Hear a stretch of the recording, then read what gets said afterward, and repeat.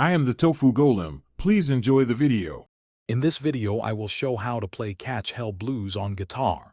First, ensure your guitar is in standard tuning.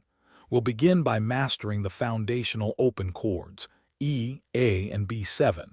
These form the backbone of the song's verse. Focus on smooth transitions between them.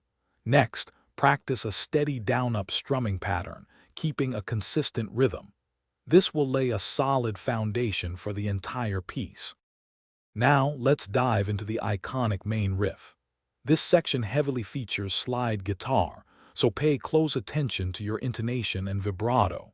If you don't have a slide, you can adapt with hammer-ons and pull-offs.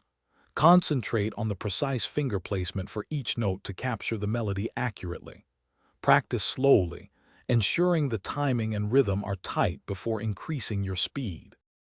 Moving on to the solo, we'll explore the E minor pentatonic and blues scales.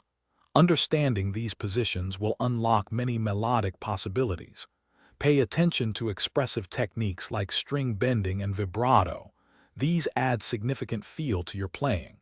Start by practicing short licks, then try improvising over the song's chord changes. Experiment with different phrases to develop your unique voice. To truly master Catch Hell Blues, consistent practice is key. Always use a metronome to refine your timing and build speed gradually. Recording yourself playing is incredibly helpful.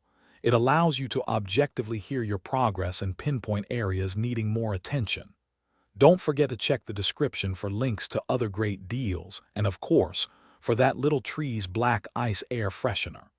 Keep practicing, and you'll be playing this blues classic in no time. Thanks for watching. Consider subscribing if we helped you today.